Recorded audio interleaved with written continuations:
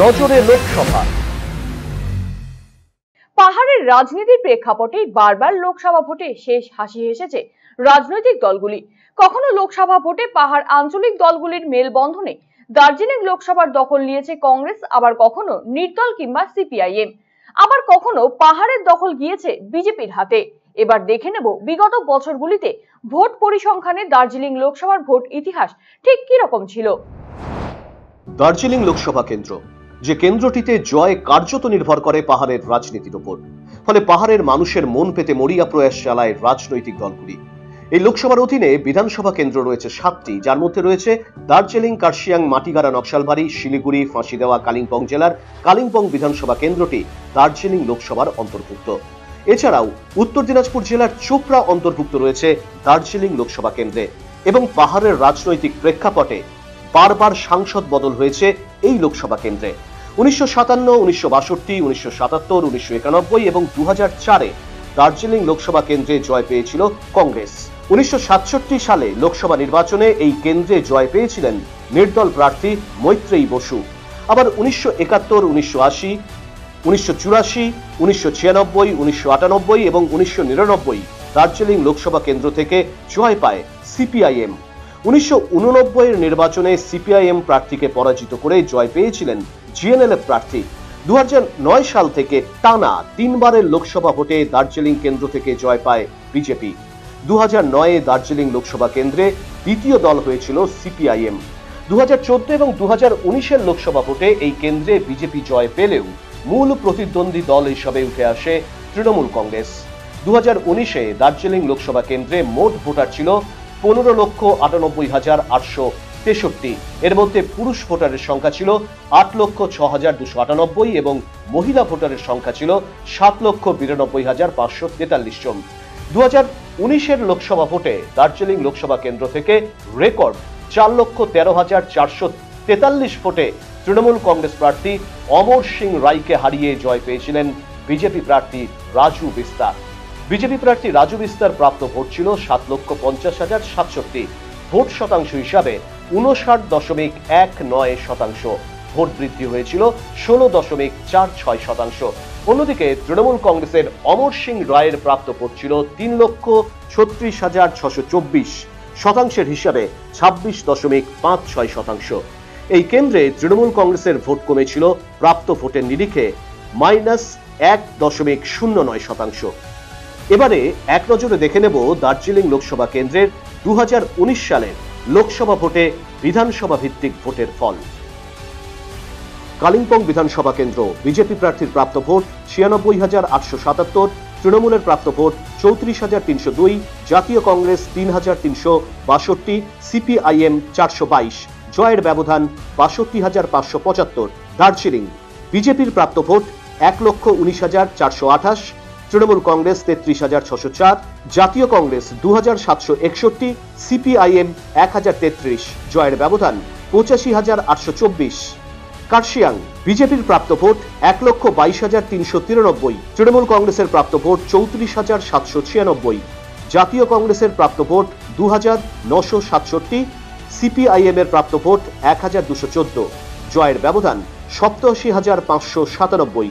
মাটিগাড়া, নকশালবাড়ি, বিজেপির প্রাপ্ত ভোট 1,44,175, তৃণমূল কংগ্রেসের প্রাপ্ত ভোট 45,277, জাতীয় কংগ্রেসের প্রাপ্ত ভোট 10,733, সিপিআইএম এর প্রাপ্ত ভোট 14,540। এই কেন্দ্রে জয়ের ব্যবধান 98,898।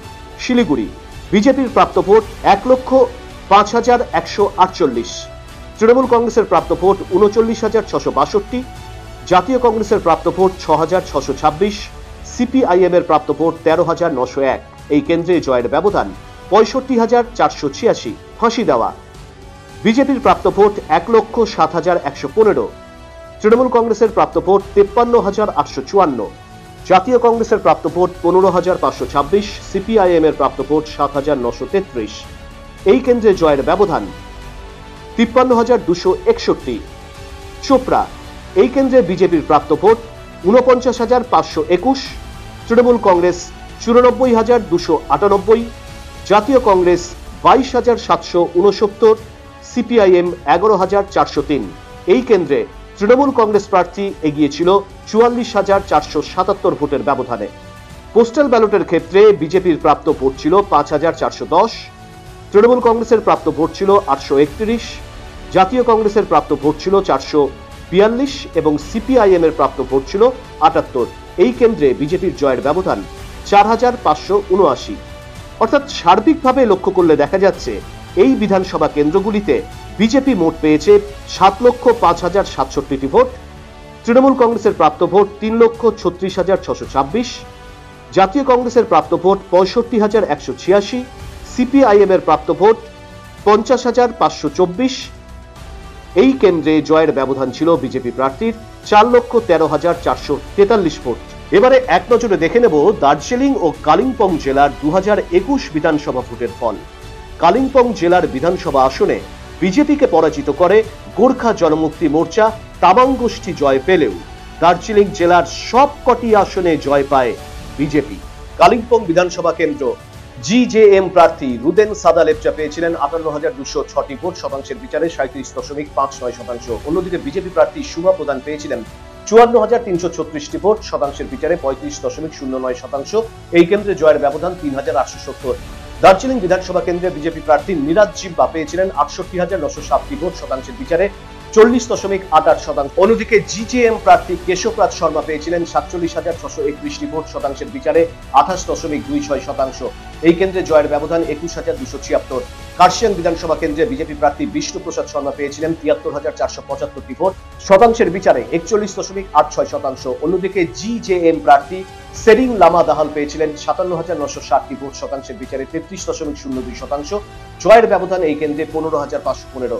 মাটিগাড়া নকশালবাড়ি বিজেপি প্রার্থী আনন্দময় বর্মন পেয়েছিলেন 1,39,785টি ভোট, শতাংশের বিচারে 58.1। অন্যদিকে তৃণমূল কংগ্রেস প্রার্থী রাজেন সান্দাস পেয়েছিলেন 68,454টি ভোট, শতাংশের বিচারে 28.65%। এই কেন্দ্রে জয়ের ব্যবধান 71,331। শিলিগুড়ি বিজেপি প্রার্থী শঙ্কর ঘোষ পেয়েছিলেন 89,370টি ভোট, শতাংশের বিচারে 50.03%।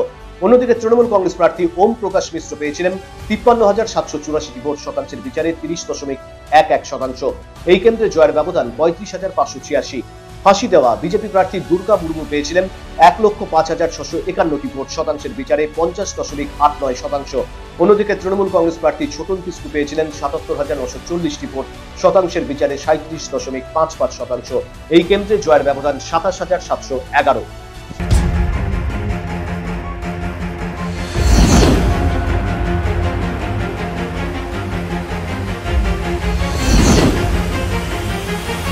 নজরে লোকসভা।